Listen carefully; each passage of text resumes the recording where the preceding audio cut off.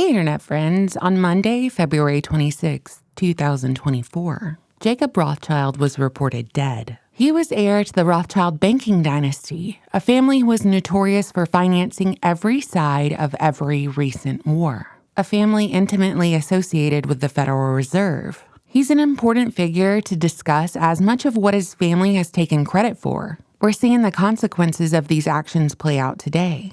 The name Rothschild is synonymous with current events, even though they like to orchestrate from behind the scenes. For example, before World War II in 1917, the British Foreign Secretary wrote a letter to Lionel Walter Rothschild. This was called the Balfour Declaration, and in it, he said that the British government supported a Jewish state in Palestine, which of course emboldened the Zionist movement and eventual establishment of Israel.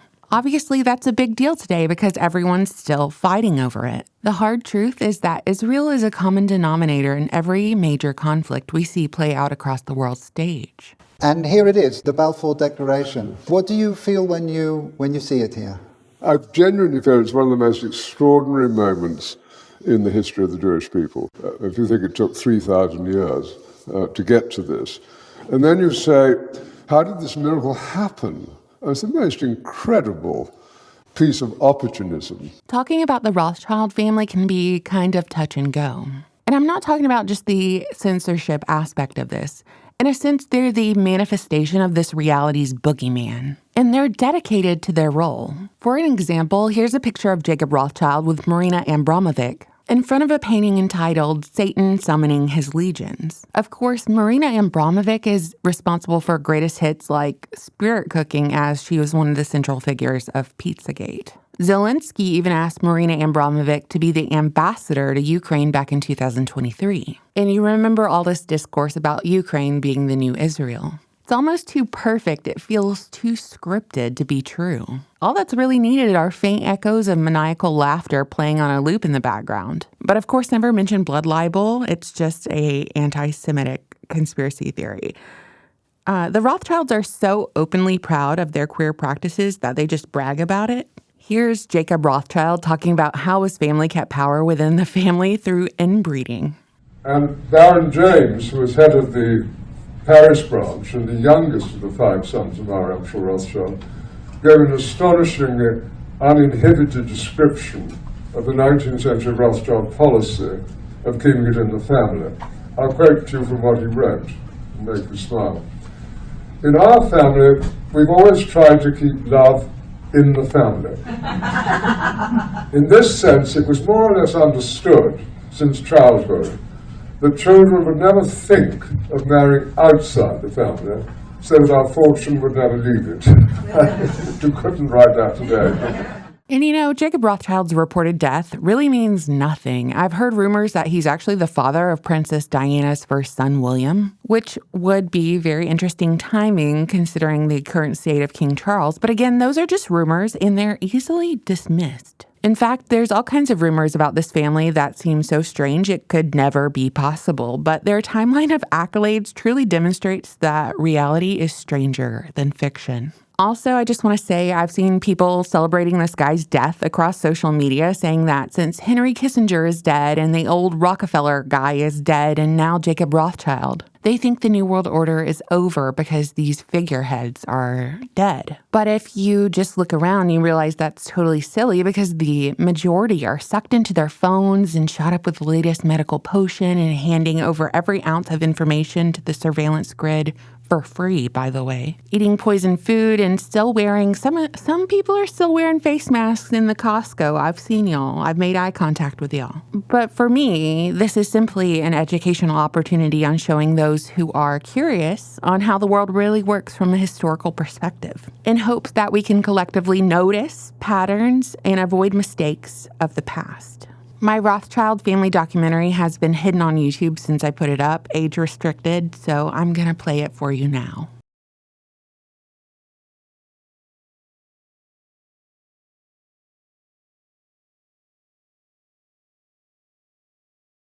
Hey Internet friends! Chances are if you've spent any amount of time trying to figure out how the world really operates, you've stumbled upon the name Rothschild a time or two during your travels. While Rothschild isn't a household name like Bush or Clinton, The Rothschilds play a lead role on the global stage. But unlike our political figureheads, we have no say in their rule, much less a say in how they rule. In fact, what I've noticed is that if you even dare suggest that the Rothschilds or any other family or corporation is playing puppeteer, you'll get labeled an anti-Semitic conspiracy theorist at some point in your venture. But in an effort to reveal what was once hidden, let us cast away the fear of being laughed at or shunned.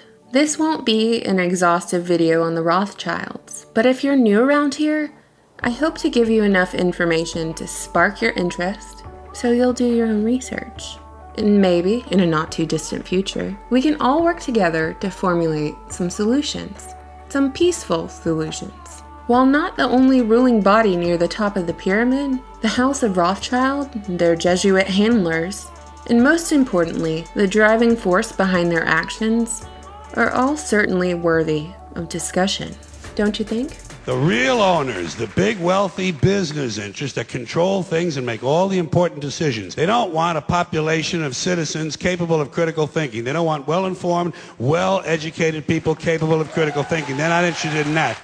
The Rothschilds claim to be a wealthy Jewish banking family that got their start in 1760 when Mayer Rothschild established his banking dynasty and sent his 5 sons to foreign countries to continue the family business. At least that's what the majority of their published story claims.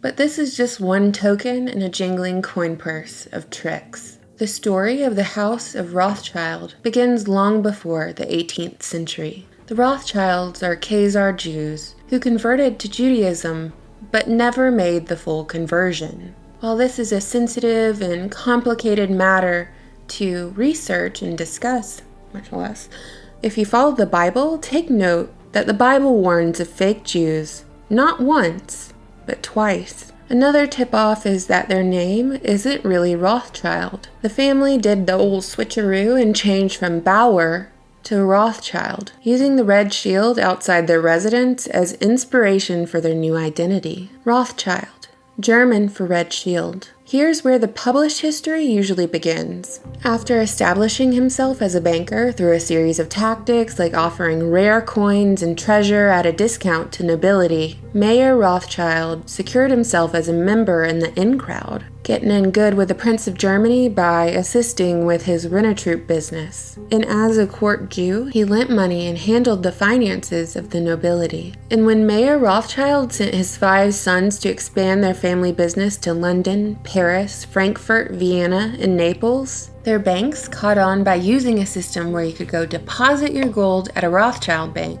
in one country, get a receipt for it, take that receipt to another country, and withdraw your gold, so during your travels, you wouldn't be separated from what is yours by theft or any other misfortune. And while that was a pretty novel idea, it's important to note that a key function of banks in general is to offer loans and charge interest. That's how they profit. But when this system goes unregulated and the bankers assess a desperate need for money, thus charging an exorbitant interest rate to loan out that money, that's when things go south. Because when a person or a government is faced with the prospect of either losing human life or taking on interest for a loan, well, most folks are going to go the interest route since human life is priceless. The ideology or motivation behind this greed is one of the major factors of how we got here today. That's the basic foundation, but let's get to the real meat and potatoes of the story, the wavering moral compass that led to immense wealth. While the Rothschilds had a hand in the opium and slave trades, the City of London's central banking system, counterfeit money, and the French Revolution, I told y'all this was going to be an accelerated history. I don't want y'all to have to sip from your camelbacks and slip on a pair of Depends to watch a single video of mine, so let's move on to the Rothschilds' funding of American colonies, their role in the American Civil War, and the series of events that led to the creation of the big kicker, the Federal Reserve. The American Civil War was financed by the House of Rothschild. They backed both sides, and throughout this video you'll notice this trend. The funding of both sides stirs and finances the hatred for both sides. And since war is profit, especially when bankers are the ones who profit from the loans the government takes out. At one point, Abraham Lincoln needed more money, and the rates he was offered by the New York bankers were too high. Thus, he began printing government money.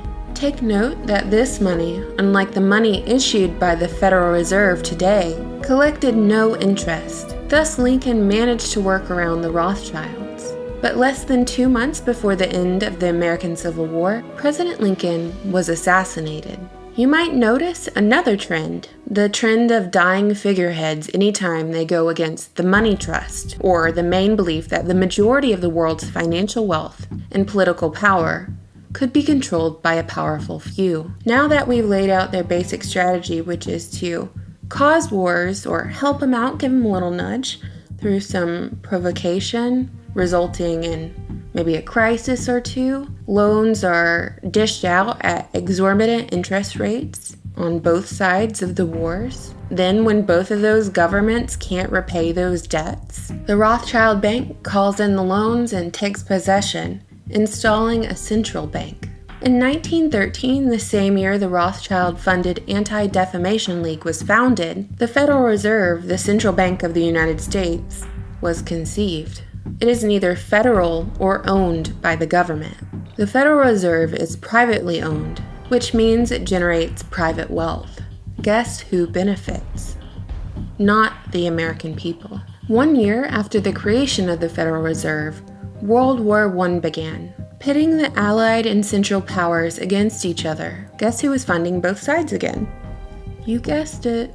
And the result was the fall of the German, Russian, Ottoman, and Austro-Hungarian empires. But who cares if there's money to be made off both of the winning and losing sides? After all, it brings us closer to a one-world government, doesn't it? And a one-world government means a central global bank. In 1917, through the Balfour Declaration, the British government expressed their support for a Jewish homeland in Palestine. The letter was written to none other than Baron Lionel Walter Rothschild. With the Versailles Treaty of 1919, Britain was entrusted with the temporary administration of Palestine. Now I'm sure you know where I'm going with this. With the Rothschild bankers funding both the Axis and the Allies, the Second World War brought us closer to a one-world government with the establishment of the United Nations.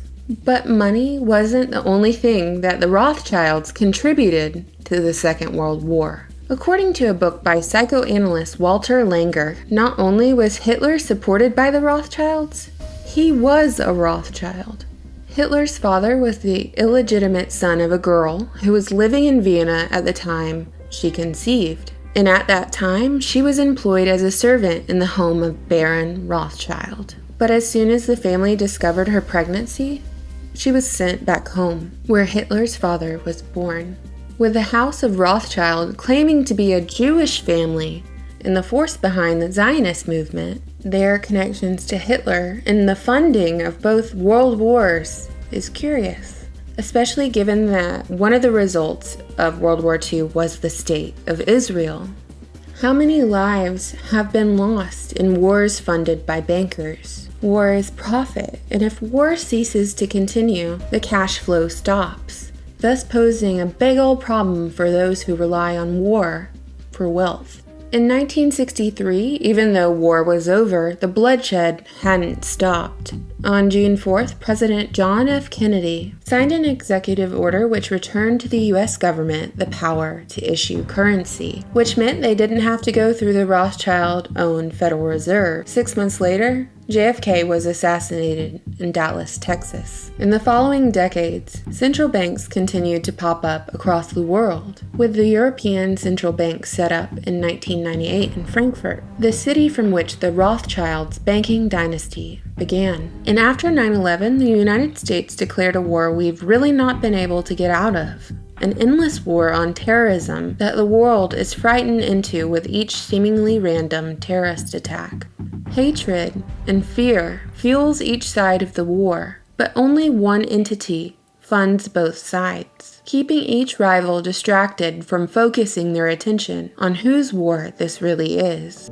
I wonder what will happen to us, to people like you and me, when there are finally no more wars to occupy us. Magicians can only enchant their audience if the audience is unaware of how the trick is executed. If more people knew about how the shadow government operated, then maybe we could channel our energy into creating solutions for the future. But that's the thing, we're too busy paying away our debts, working at jobs we hate, so we can spend a little time with the people we love. We can never truly free ourselves without being able to name who rules over us. If you have any solutions to our current predicament, I'd love to hear them. As always, I look forward to your comments. Thank you for subscribing and supporting my channel on Patreon. Bye!